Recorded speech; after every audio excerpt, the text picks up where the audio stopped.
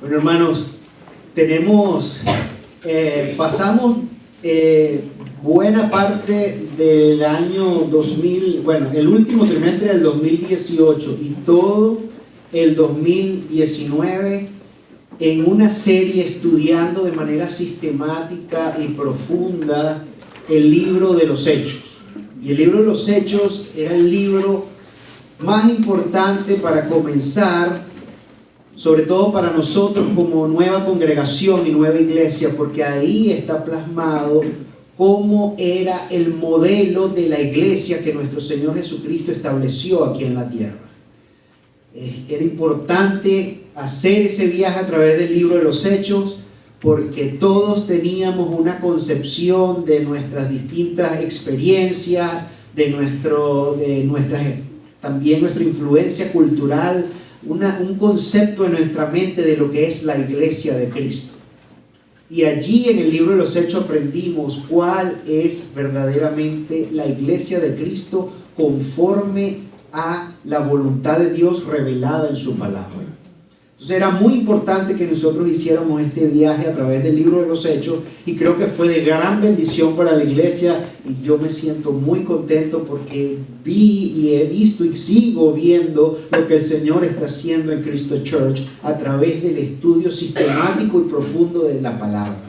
No hay nada que pueda cambiar el corazón del hombre y sus pensamientos. No hay libro de autoayuda, no hay psicólogo que te pueda ayudar. Lo único que transforma el corazón y la mente de un hombre es la palabra de Dios. Así que hoy, hicimos un paréntesis en diciembre. En diciembre hicimos una serie también de 5 domingos seguidos, meditando en el Mesías prometido, el Hijo de Dios, el Salvador de este mundo. Pero hoy, 12 de enero de este año 2020, que es una nueva década, vamos a comenzar una nueva serie basada en la epístola del apóstol Pablo a los Efesios. Así es como comúnmente se conoce, y ya vamos a hablar un poquito más. Pero toda esta serie la he titulado El misterioso plan de Dios. Y estaremos, si el Señor lo permite, estudiando esta serie desde hoy hasta probablemente el último domingo de noviembre. Son allí no se ve, pero son 6 capítulos. Pareciera una carta muy corta, y ustedes se preguntarán, bueno, ¿por qué vamos a pasar todo el año? Bueno, ya van a ver por qué. Porque esta es una epístola muy particular del apóstol Pablo, y que va a ser de gran bendición y crecimiento espiritual para nosotros como iglesia. Si el Señor permite, como oré hace un momento, que nosotros tengamos al menos una mejor noción de lo que está revelado en la carta a los Efesios, entonces podremos decir a final de esta serie en noviembre: ahora entiendo qué es el cristianismo, y ahora entiendo lo que he creído. ¿Ok? Entonces vamos a ver, y es importante, hoy vamos a comenzar una visión panorámica de todo el libro. ¿Por qué? Porque siempre es importante ver una visión panorámica, como desde un helicóptero, antes de bajar y ver. Es importante, como leí alguna vez, ver el bosque desde arriba antes de bajar y después perderse en medio de los árboles. Si no vemos una visión panorámica, nos perdemos en los detalles, y eso es lo que trágicamente vemos en la iglesia de hoy, que vemos muchísimos predicadores tomando textos fuera de contexto y haciendo de ellos una doctrina, porque no tienen una visión panorámica de lo que el autor está exponiendo o revelando en esa palabra. Entonces es importante ver el todo, que es más que la suma de las partes. Así que hoy vamos a estar simplemente meditando en un bosquejo, en una visión panorámica de nuevo para no perdernos en los detalles. ¿Ok? Siempre debemos tener a lo largo de todo este año esta visión panorámica en mente, así que les pido que presten muchísima atención. Y hay unos comentarios, algunos han dicho de esta epístola que es la corona o el clímax de la teología paulina. Es una carta profunda, sumamente profunda. Martín Lutero, el padre de la Reforma, decía o dijo que el libro de Romanos, la carta, la epístola de los Romanos, era la expresión más pura del Evangelio. Y el tema central de la carta a los Romanos es que la salvación es por gracia y no por obras. ¿Ok? Pero eso lo dijo Lutero con respecto a Romanos. El doctor Martin Lloyd-Jones dice con respecto a esta epístola de Efesios que si la carta a los Romanos es la expresión más pura del Evangelio, la epístola a los Efesios es la expresión más sublime y majestuosa de ese Evangelio. Así como dijo el hermano Héctor, que vamos a pasar de la teología a la doxología, a la alabanza y adoración. Entonces, vamos a ver a lo largo de esta carta que escribió el apóstol Pablo. Si ustedes lo ven, yo estoy aquí, fíjense, hoy vine con 2 Biblias y creo que necesito 2 o 3 más. Porque cuando uno lee, sobre todo la versión Reina Valera, la versión Nueva Traducción Viviente, que es la que hemos venido usando en Cristo Church, es muy fiel, me parece que es una de las más recomendables, pero a veces para poder explicar algo tan profundo, lo baja a un lenguaje más llano, más sencillo, pero entonces pierde un poco la subliminidad de esta carta. El apóstol Pablo, una persona sumamente educada, que es el autor de esta carta, con un griego muy refinado, pareciera como que se queda sin suficientes adjetivos superlativos para expresar lo que él quiere expresar en esta carta. O sea, el lenguaje se queda corto para poder transmitir a los que leen esta carta la grandeza de Dios. Entonces, es importante que en este texto nos concentremos, y yo voy a estar usando alternadamente las 2 versiones, Reina Valera de 60 y Nueva Traducción Viviente. Y es una carta tan rica, pero tan rica en doctrina y en teología, que por eso es que vamos a estar estudiándola a lo largo de todo el año, porque prácticamente tenemos que estudiarla verso a verso. De un verso a otro cambia radicalmente y va exponiendo la teología de una manera asombrosa. Y yo le pido al Señor que ustedes se llenen con la misma emoción y ánimo que yo tengo de emprender este viaje a lo largo o a través de la carta a los Efesios. Porque es una carta fascinante, como todas las cartas de la palabra, pero esta en particular es algo que ya ustedes van a ver que el propio apóstol Pablo se queda sin palabras y dice en algún momento que no le quedó más remedio que caer de rodillas y alabar al Dios Trino.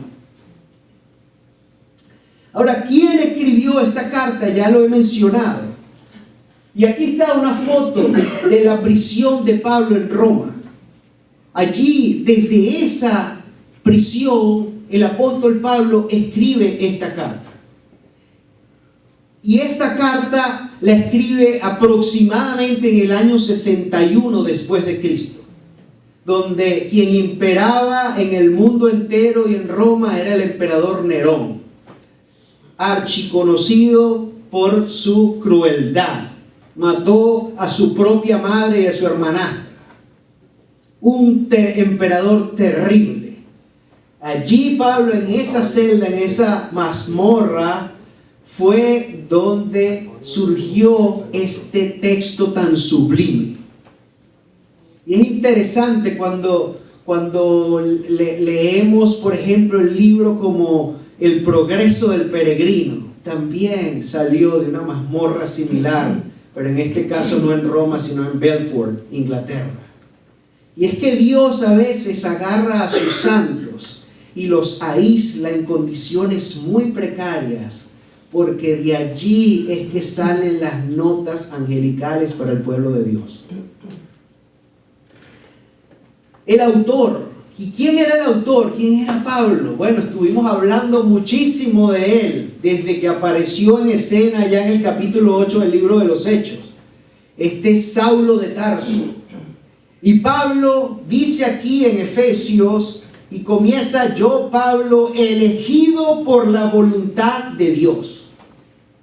¿Verdad? Entonces era Pablo elegido por la voluntad de Dios Padre. Pablo no mandó su currículum a una iglesia y dijo: yo quiero ser apóstol, ni fue a ningún lado. Fue Dios quien lo llamó, y aquí nos revela que fue Dios Padre, la voluntad de Dios Padre, que hizo que nuestro Señor Jesucristo se le apareciera cuando él iba camino a Damasco. Y su vida tuvo un cambio radical, porque nadie que tiene un encuentro con el Cristo resucitado, con el Redentor, queda igual. Si tú dices haber tenido un encuentro con Cristo y tú sigues viviendo tu vida igual que siempre, tú no tuviste un encuentro con Cristo. El que tiene un encuentro con Cristo, su vida cambia radicalmente. Si no lo ha conocido, simplemente ha escuchado de Él, pero no ha tenido una relación con este Cristo. Y dice que fue llamado, instruido al Evangelio y ordenado por Cristo mismo cuando iba camino a Damasco. Él dice en la carta de la Epístola a los Gálatas que a él nadie, ningún apóstol le enseñó el Evangelio. Fue el mismo Cristo quien le reveló este glorioso plan de redención. Y quien lo ordenó y quien lo envió, y por eso se llama apóstol, porque es un enviado directamente por el Cristo resucitado. Todos los demás que ustedes escuchen hoy que se hacen llamar apóstol son unos mentirosos, porque no han visto al Cristo resucitado con sus propios ojos, ni el Cristo resucitado los ha enviado a ellos. Este apóstol Pablo era un discípulo del gran Gamaliel, el maestro y teólogo Gamaliel, uno de los 3 teólogos más influyentes de toda la historia del judaísmo. Y dice que estudió a sus pies, y en la epístola de Filipenses 3, del 5 al 6, dice: circuncidado al 8º día, del linaje de Israel, de la tribu de Benjamín, hebreo de hebreos, en cuanto a la ley fariseo, en cuanto al celo perseguidor de la iglesia, y en cuanto a la justicia que es en la ley, irreprensible. Este es el autor de esta epístola. Y aquí dice: ¿a quién se le escribe? Se le escribe, aunque se conoce esto como la epístola del apóstol Pablo a los Efesios, en realidad los escritos más antiguos, como dice el verso 1 del capítulo 1, dice: escribo esta carta al pueblo santo de Dios, y ahí queda. No le agregan las 2 palabras, dice en Éfeso. Porque esta fue una carta, los estudios indican que fue una carta como una circular. La idea era un tratado teológico para todas las iglesias. Y después algunos escritos le agregaron en Éfeso. Obviamente que la iglesia en Éfeso, que Pablo pastoreó por 2 años y 3 meses, iba a ser uno de los receptores de esta carta, pero no era la única.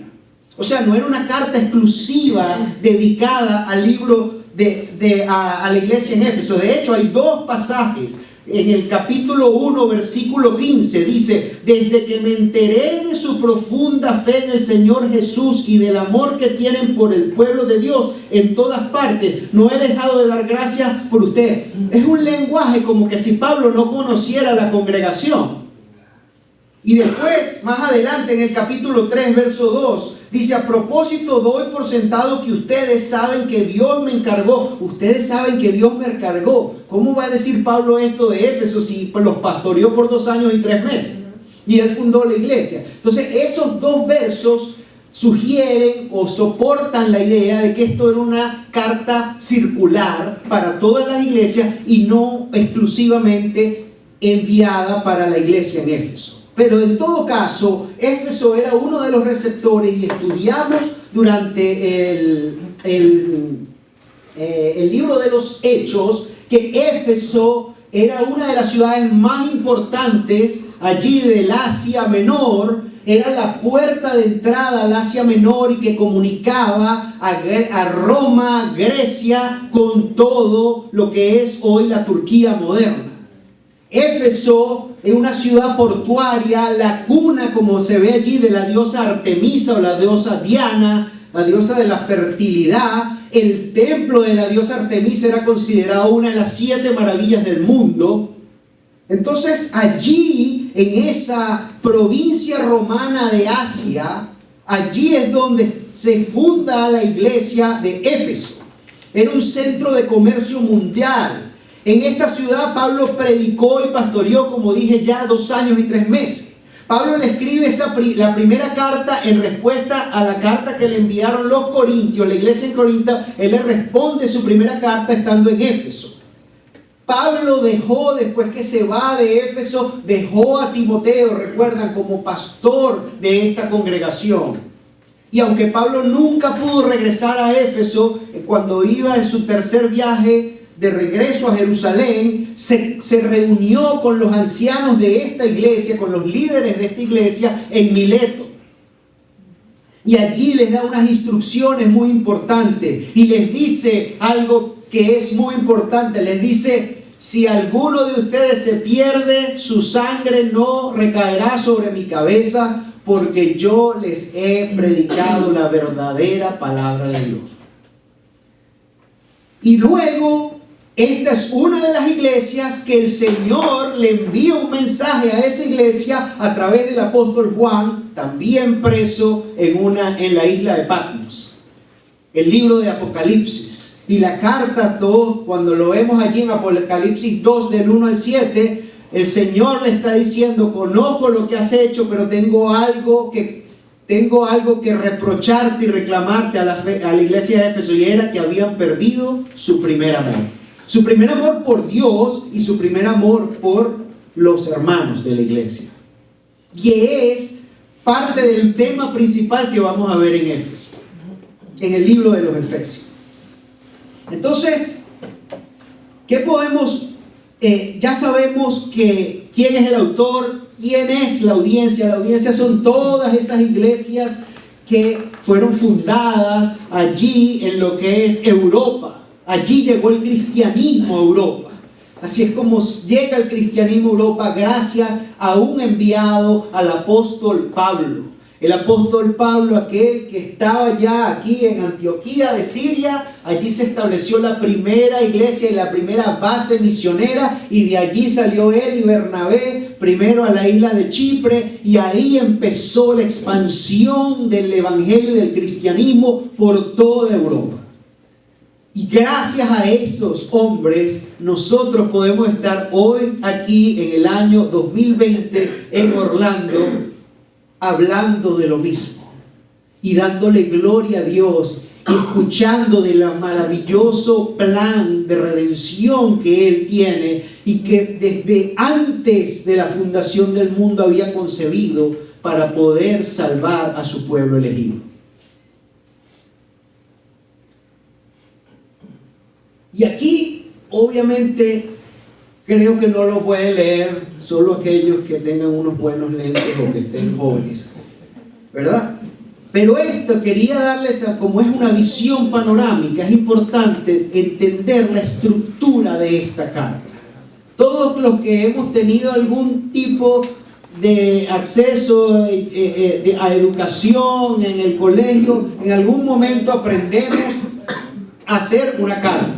Y una carta tiene primero una introducción o un saludo, se identifica quién es el autor y a quién va dirigida. Luego está el cuerpo de la carta donde se expone el tema y finalmente está una despedida, ¿verdad? Como esta es una epístola, una carta, más o menos sigue la misma estructura. Esa estructura, como pueden ver allí, primero comienza con una introducción. Y esa introducción es importante que nos detengamos y vamos a pasar prácticamente 3 domingos, incluyendo el de hoy, en los 2 primeros versos. Porque hay una tendencia en el mundo moderno que todo pasa tan rápido. Me decía mi cuñado Rafael que la gente vio un estudio, escuchó una charla que la gente tarda 2 a 5 segundos en cada post y después le da el dedo, ¿verdad? Somos rápidos con ese dedo, ¿no?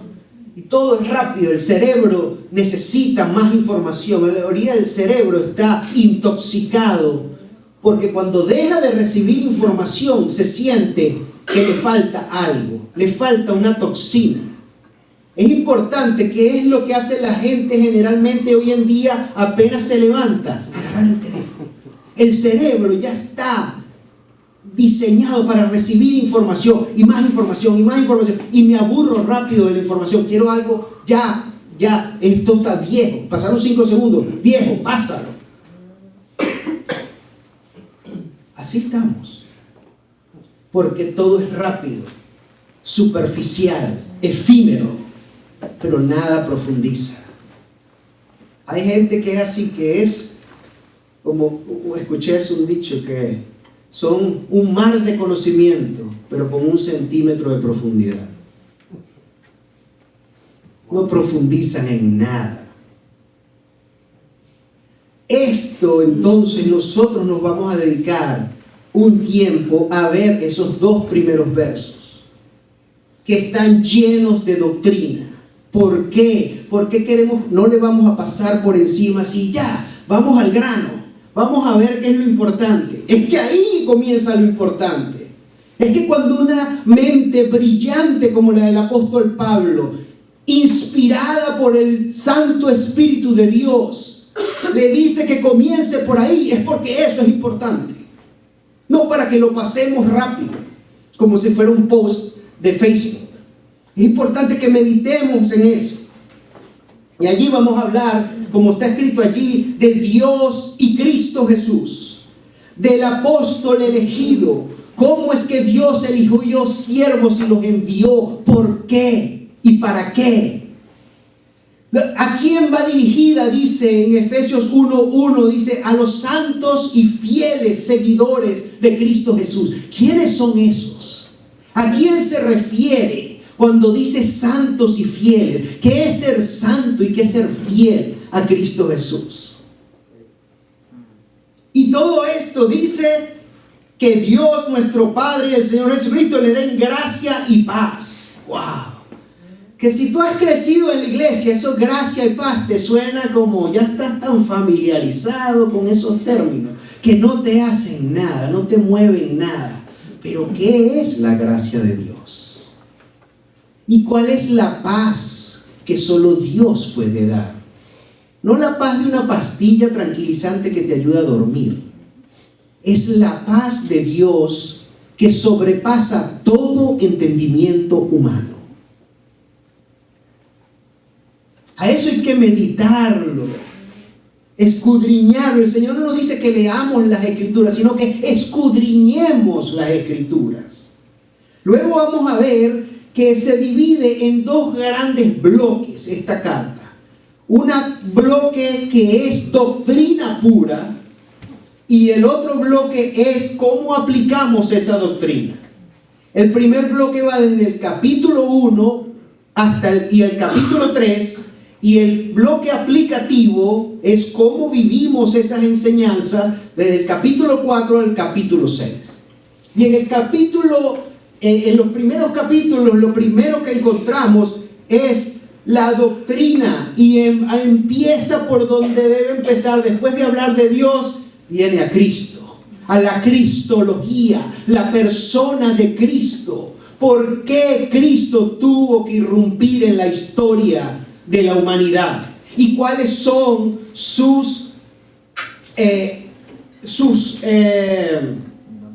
roles, cuáles son las diferentes majestades que Él tiene y por qué. Y allí enseguida vamos a ver algo que todavía Valeria me pregunta y no lo entiende. Y dice el misterio de la Santísima Trinidad y de la salvación, porque la salvación es un misterio. La predestinación y la elección, algo con que muchos cristianos luchan. La adopción como hijos de Dios, la abundante gracia de Dios, la redención, la sabiduría y el entendimiento, el misterioso plan de Cristo, la herencia que hemos recibido en Cristo, la iglesia, la unidad de todos los elegidos, judíos y gentiles, la garantía que es el Espíritu Santo, el objetivo de ese plan que es darle la gloria y la alabanza a Dios.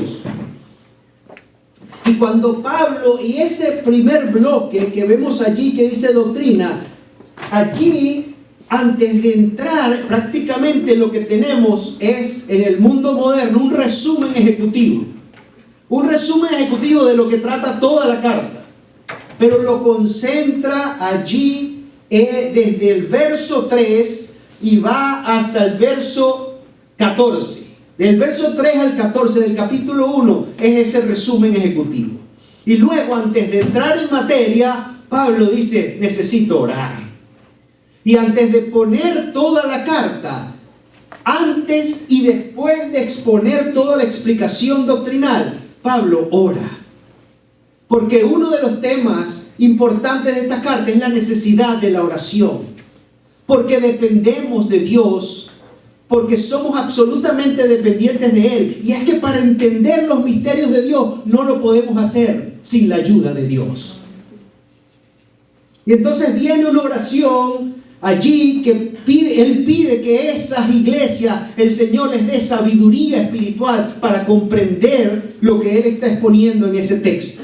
Y luego comienza la explicación. Y en ese comienzo habla de la doctrina del pecado, de la asombrosa gracia. Por eso le pedí a los hermanos que cantaran Amazing Grace hoy, porque es la asombrosa gracia de Dios. La salvación es por gracia. Después habla de la iglesia, que es esa unión, ese cuerpo, ese nuevo pueblo, esa nueva Jerusalén que habla la palabra. Habla del ministerio, el misterioso plan de Dios, el amor de Dios. Así que Pablo ora para que los creyentes, dice, yo pido que el Señor les permita a ustedes entender la grandeza del amor de Dios, que es inmesurable.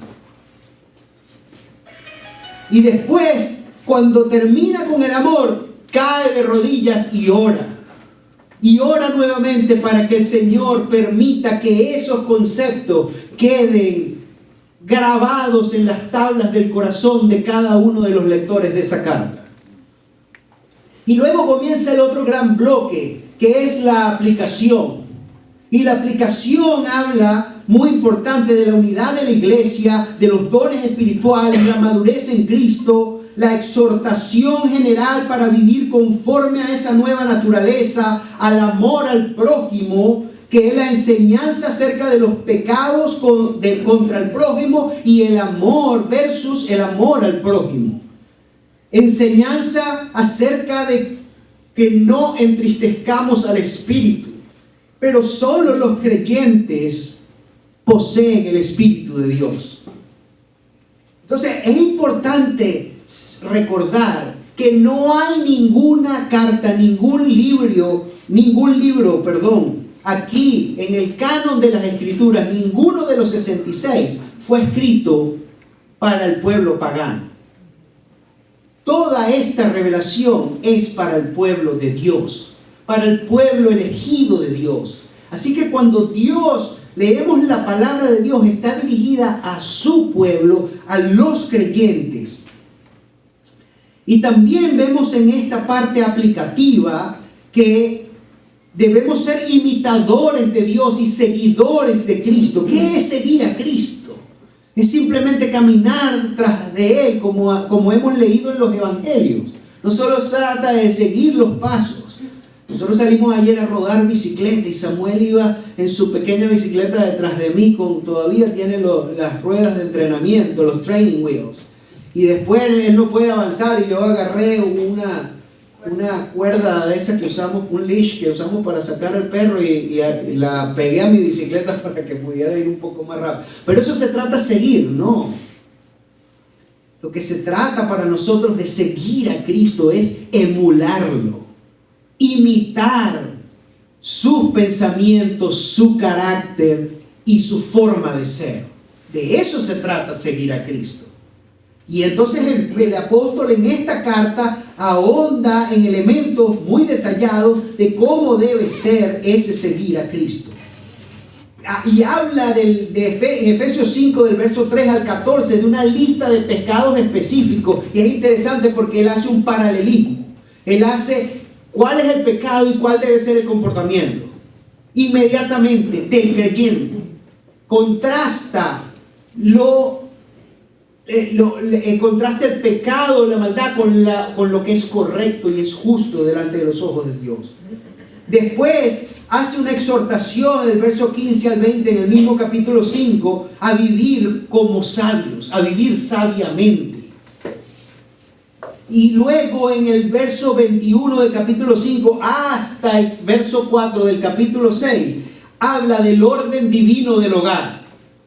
Esto es muy importante y vamos a estudiar cuando llegue su momento. Y se divide en dos bloques, ese orden divino que Dios estableció en el hogar, porque el matrimonio es una institución creada por Dios, no es un invento de los seres humanos. Fue Dios quien creó e instituyó el matrimonio. Para que una institución funcione, tenemos que seguir las reglas de su creador. Si queremos inventar y colocar nuestras reglas a una institución que nosotros no creamos, nunca va a funcionar. Y allí él habla del matrimonio y también habla de la relación de los padres con los hijos. ¿Cómo debe ser? Es importante que nosotros estudiemos eso. Luego no se queda solo allí, sino que en el capítulo 6 del 5 al 9 habla de las relaciones laborales.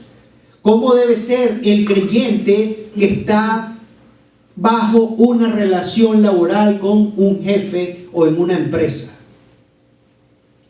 Después, al final de todo esto, antes de cerrar la despedida, le hace entender al lector que toda esta vida, que él está aquí de paso y que mientras esté en esta tierra, vamos a tener que interactuar con otras personas y debemos mostrar vidas santas, vidas que reflejen el carácter y la obra de Cristo en nosotros, pero que no se trata solamente de nuestra vida en este plano terrenal, sino que el creyente también está en una lucha y que enfrenta problemas y dificultades, no solo en el plano terrenal, sino en el plano espiritual, y lo prepara y le da consejo para librar exactamente esa batalla que es la batalla espiritual.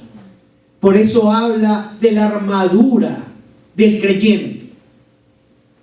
Y eso es importante para entender que nuestra lucha no es contra sangre ni carne, sino contra huestes espirituales de maldad.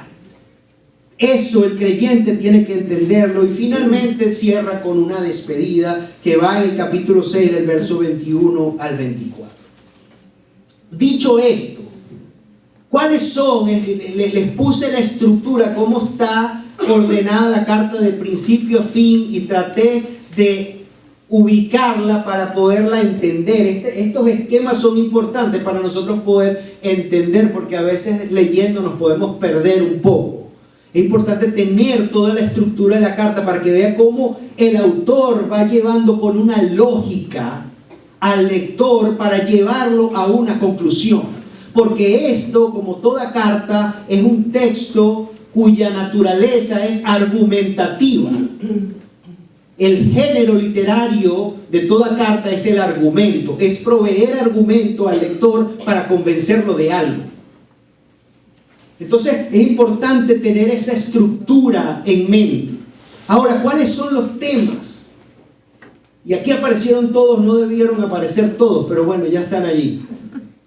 ¿Cuáles son los principales temas? No son los únicos, pero ¿cuáles son los temas más importantes o doctrinas que nosotros vemos en esta carta?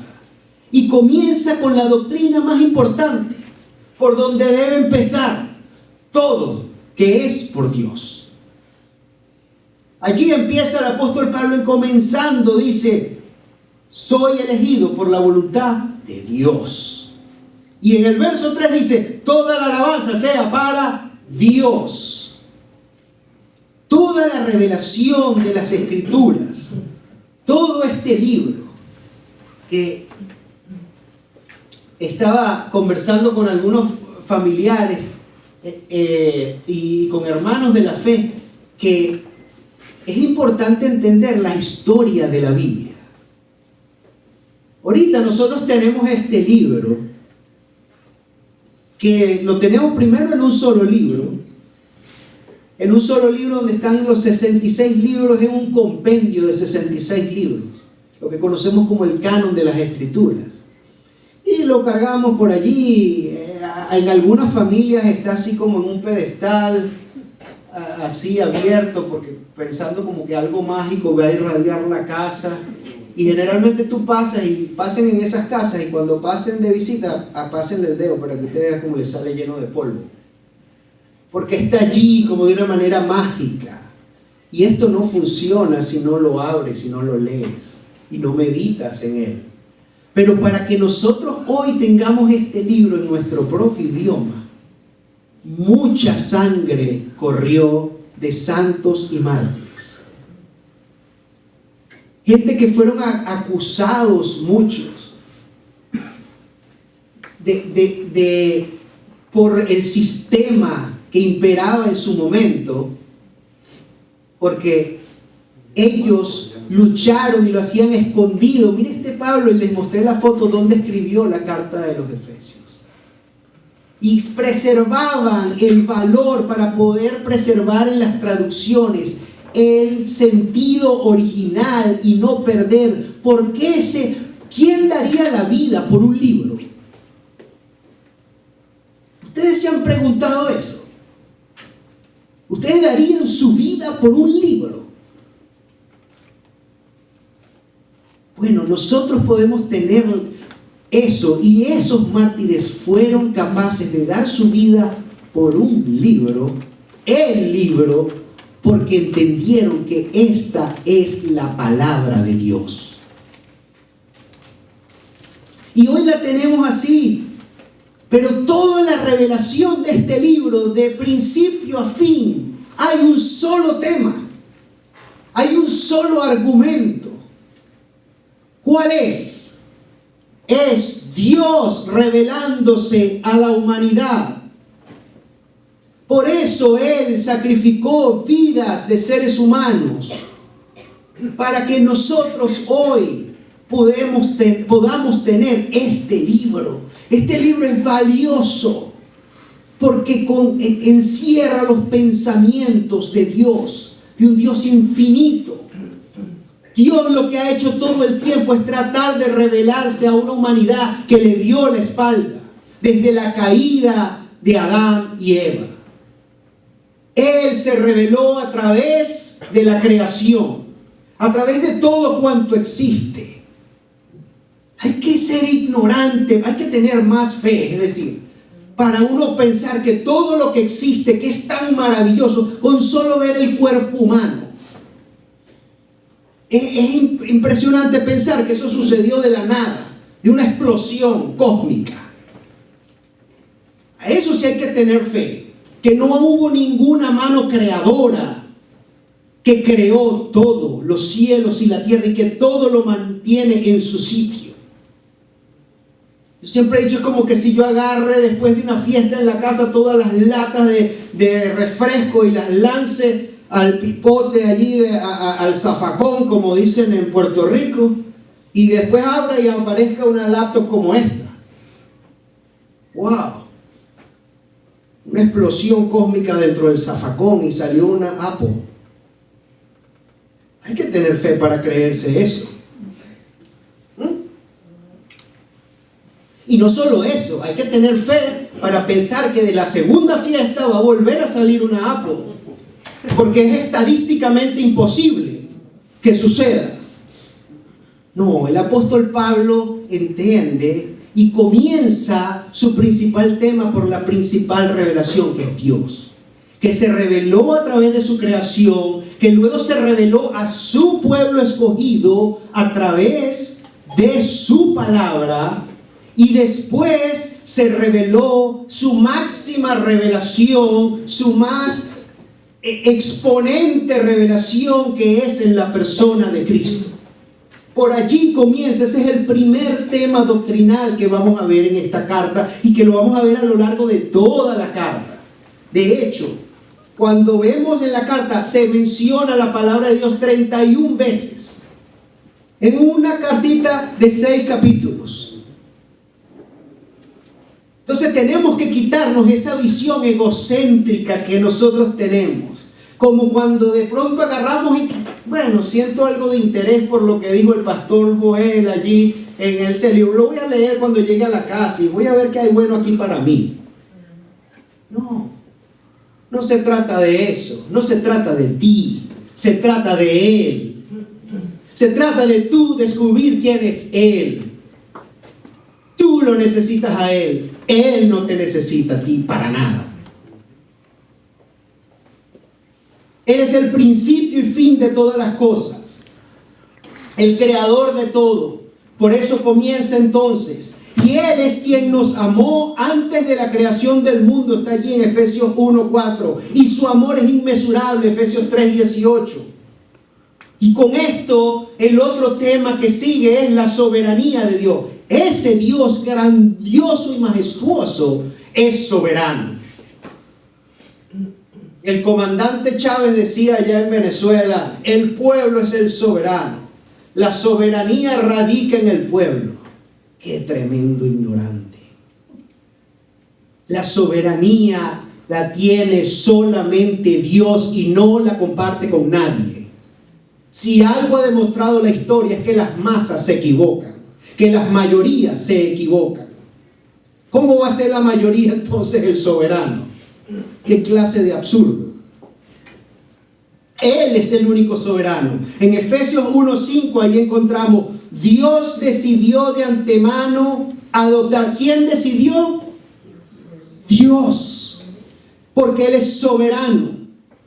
Y después dice, eso es precisamente lo que Él quería hacer y le dio gran gusto hacerlo.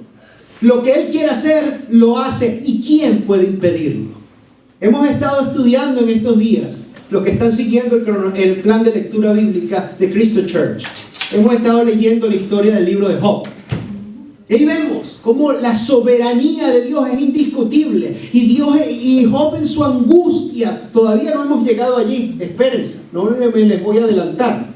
Pero en su angustia Job dice, yo quiero que me dé una audiencia para discutir mi caso directamente con él. En su dolor, un hombre que perdió todo, perdió esposa, no, la esposa lamentablemente no la perdió. Y digo lamentablemente porque la mujer le dijo, ¿por qué no maldices a tu Dios y te mueres? Se murieron sus hijos, perdió todos sus bienes y encima le cayó una lepra desde la punta del pelo hasta la punta del pie. Y en ese dolor lleno de ceniza, que era lo que se echaba para tratar de calmar el dolor, él comienza a debatir con el Señor y dice, yo quiero que tú me muestres, que tú me permitas oírme, porque yo no encuentro mi pecado. Los amigos, en vez de venir a ayudarlo, a consolarlo, lo que hacían era acusarlo y decirle, tú algún pecado has cometido para que te sucedan todas estas desgracias. Y ahí está Job. Y Job, en ese prácticamente yo no le veo como que él ya no ni le estaba escuchando a los amigos. Él era meditando en ese Dios todopoderoso. Y ahí empieza como poco a poco, de manera que es imperceptible porque no está así escrito en la palabra, pero uno ve la operación del Espíritu Santo convenciéndolo. Debe haber un mediador. Sería bueno que hubiese un mediador entre Dios y mi caso. Y empieza poco a poco a decir, ojalá hubiese ese mediador. Y no es sino hasta el capítulo 19, cuando él entiende y dice, ahora sé que mi Redentor vive. Entonces, ese Dios es soberano. En el Efesios 1:9, la Reina Valera dice, dándonos a conocer el misterio de su voluntad según su beneplácito, el cual se había propuesto en sí mismo. O sea, nadie puede luchar con Dios. Y al final vamos a ver cómo Dios finalmente le contesta a Job. Y lo ubica en su justo lugar. En Venezuela usan una expresión así como que se toman una pastilla de Ubicatex. Ubícate.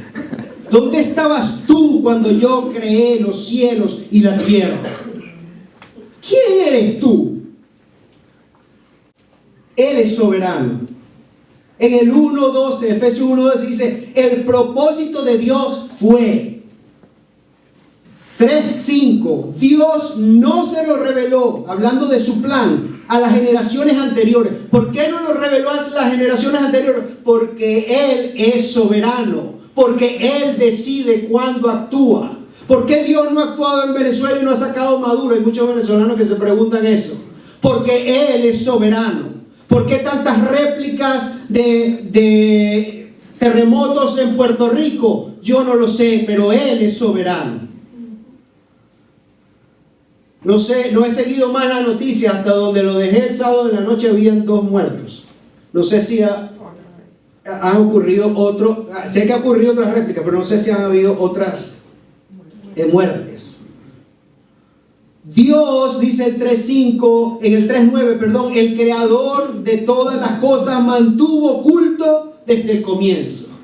Él esconde y no hay quien lo pueda encontrar, y cuando Él revela es cuando Él quiere y a quien Él quiere. En estos días también leímos la parábola del sembrador. El Señor le hablaba a un gentío, muchos lo seguían por las mismas razones que hoy mismo muchos siguen a Dios y quieren escuchar de Dios. No por lo que Él es, sino por lo que Él da. Él alimentaba a 5,000. Así había masas en Venezuela que seguían a Chávez, porque Chávez daba. Y ahorita Maduro da cajas CLAP, que son llenas de comida. Y por eso lo siguen. Y Dios, el Señor Jesucristo, mientras estuvo en la tierra, daba alimento y sanaba a los enfermos. Y por eso el pueblo lo seguía. Y vimos ahora, leímos recientemente que dijo, lo querían nombrar rey por la fuerza. Este es el candidato. Este es el hombre que nos va a sacar del yugo del imperio romano. Este es el rey que necesitamos, un rey populista, que dé alimento y que sane a los enfermos. Ese es el que queremos. No por quién es Él, y no para someternos a Él, sino por lo que Él da. Por su chequera. No. Este Dios es soberano y solo le siguen. Y allí en la parábola del sembrador, los discípulos se acercaron y le dijeron, Señor, explícanos la parábola del sembrador. ¿Y cuál fue la respuesta del Señor? A ustedes se les es permitido conocer los misterios del reino. No a todos se les revela. No se trata de tu capacidad intelectual, que la incluye, pero no es solo eso. Necesitas el poder de Dios y su Santo Espíritu para que tú puedas entender lo que es demasiado sublime para nosotros. El otro tema es el misterio del plan de Dios. Y hay muchas cosas de Dios que son misterio. ¿Quién puede decir, qué teólogo puede decir con absoluta propiedad y autoridad que entiende completamente el libro de Apocalipsis?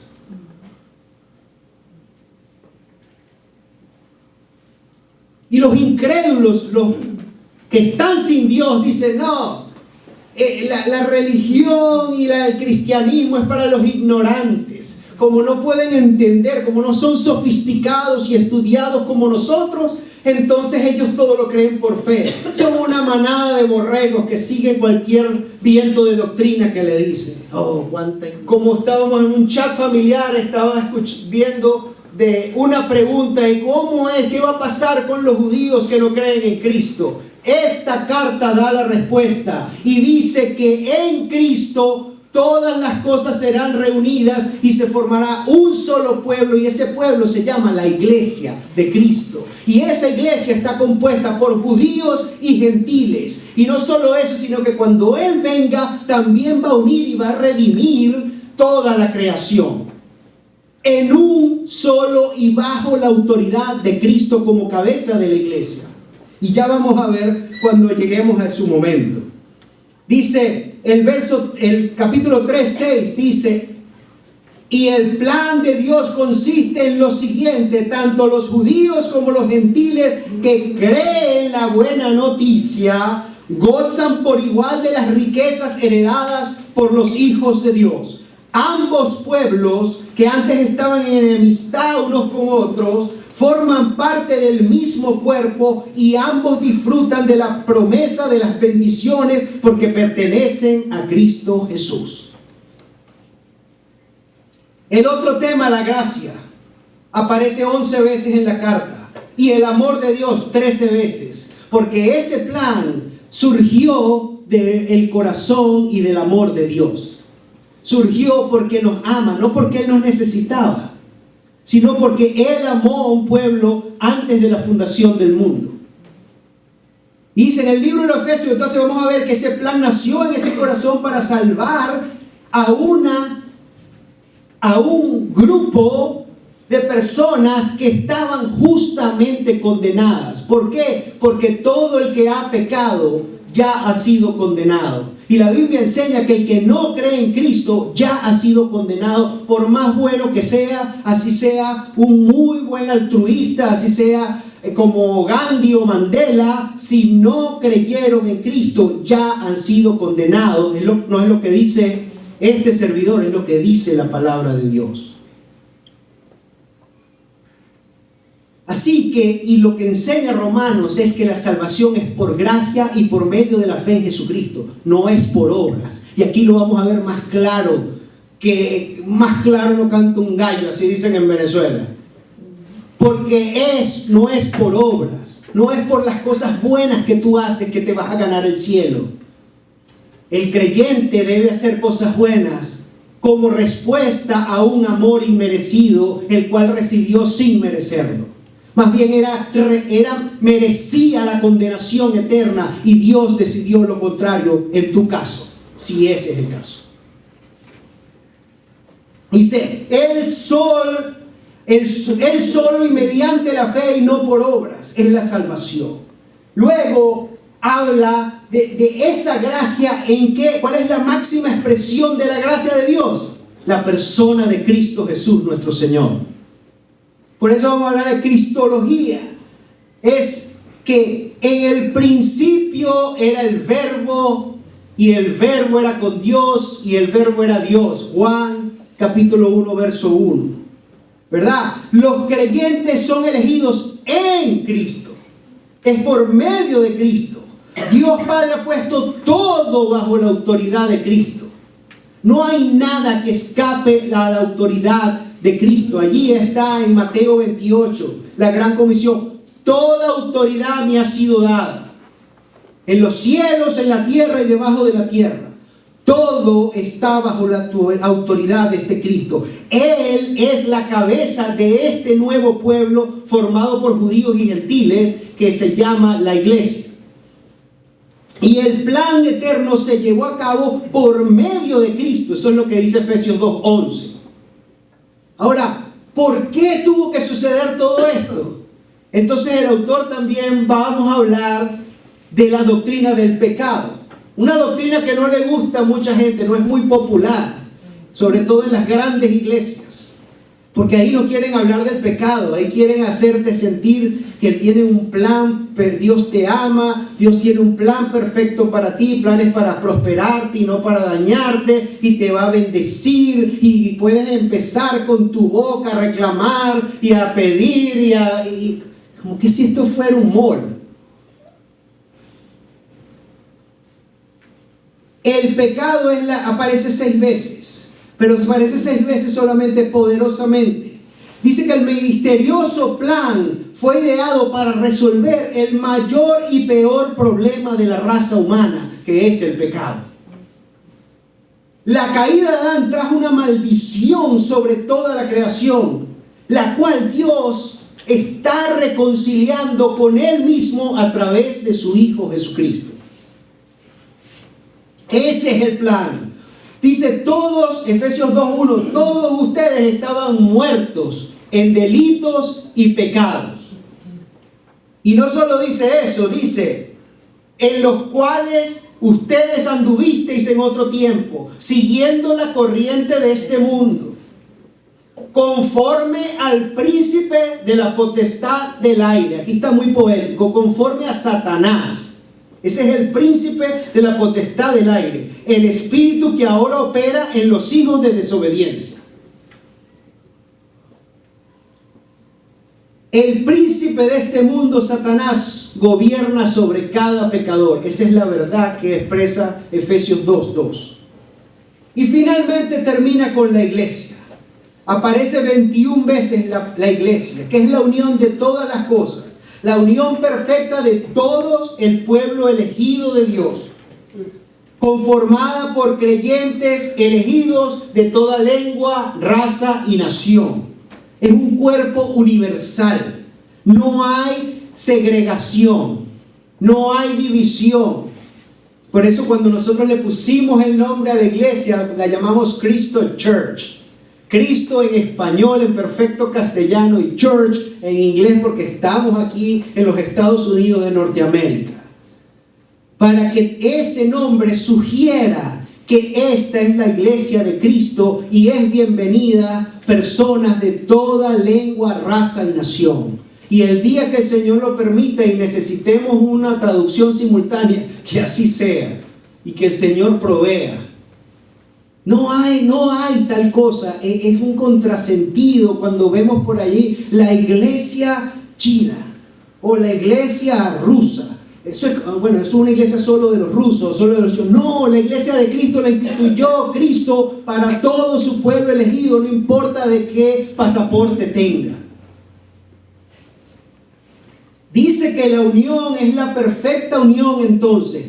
Y hace la analogía con el cuerpo humano, colocando a Cristo como la cabeza, y el cuerpo está unido a la cabeza, es la iglesia. Y como el cuerpo humano, esa analogía que le encanta al apóstol Pablo y a mí también, es que el cuerpo humano está compuesto por miembros, distintos miembros. La mano, la nariz, el ojo, los oídos, todo, y cada miembro cumple una función. Y eso es lo que el apóstol Pablo enseña en esta epístola, que está conformada por creyentes elegidos de todas partes, pero también que estamos siendo, ese cuerpo debe crecer, así como empezamos pequeñitos y después empezamos a crecer. Todos los miembros, imagínense que crezca y tu mano no crezca a la misma velocidad que el resto del cuerpo.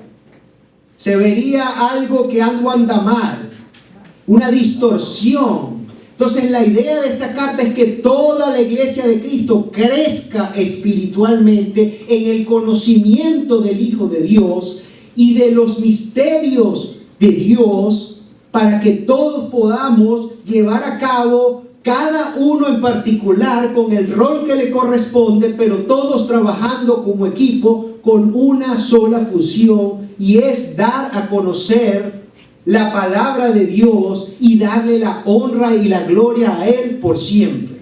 Por eso, como dijo el hermano Willy, nosotros en Cristo Church somos parte de la iglesia de Cristo, comprometidos a estudiar y obedecer todo el consejo de Dios revelado en su palabra. ¿Para qué? para deleitarnos en Él por siempre. Porque ese es el fin con el cual Dios nos creó. Dios no te creó para que pases la vida divirtiéndote o haciendo lo que a ti te gusta, porque esa es una visión como que tú eres Dios. No, yo soy Dios y yo estoy aquí para disfrutar la vida y yo necesito que tú me ayudes. No, es una visión totalmente distorsionada. Él es Dios y tú eres su criatura y Él te creó para que tú con tu vida le des la honra y la gloria, con todo lo que Él hace. Y los miembros de este cuerpo entonces deben crecer en la madurez y cumplir ese propósito. Y finalmente el capítulo 3:10 dice: el propósito de Dios con todo esto fue utilizar a la iglesia para mostrar la amplia variedad de su sabiduría a todos los gobernantes y autoridades invisibles que están en los lugares celestiales. Esto es algo que hace que tu mente estalle, porque está diciendo que Dios formó a la iglesia no solo para dar a conocer su palabra y expandir su reino aquí en la tierra, para darle la gloria a Él, sino que Él está usando a la iglesia para demostrarle a los gobernantes y autoridades invisibles en el mundo celestial, que está en los lugares celestiales. ¿Qué es lo que le quiere mostrar? La amplia variedad de su sabiduría. Por eso es que cuando Pablo, me imagino, está en esa mazmorra y está escribiendo esta carta, llega un momento en que los pensamientos lo abruman y cae de rodillas en adoración a Dios, porque es grande. Es como cuando uno va a un concierto de música clásica y comienza, yo no sé, yo soy un absoluto ignorante de la música, pero comienza un concierto y hay unos términos en italiano que se va increciendo y de pronto termina con una parte sublime y grandiosa que hace parar a toda la audiencia y empiezan a aplaudir y a gritar: bravo, bravo, bravo. Eso es lo que está haciendo Pablo aquí cuando se expone a todo este plan maravilloso que Dios expone y presenta delante de Él. Y eso es lo que Dios va a hacer contigo y conmigo a lo largo de esta serie, si el Señor lo permite. Así que oremos, al igual que el apóstol Pablo, para que el Señor nos capacite de su sabiduría y la capacidad de comprender sus misterios. Capacidad de comprender y ver, aunque sea un poco, aunque sea un destello de este glorioso plan y de, como dice aquí, de su amplia variedad de su sabiduría.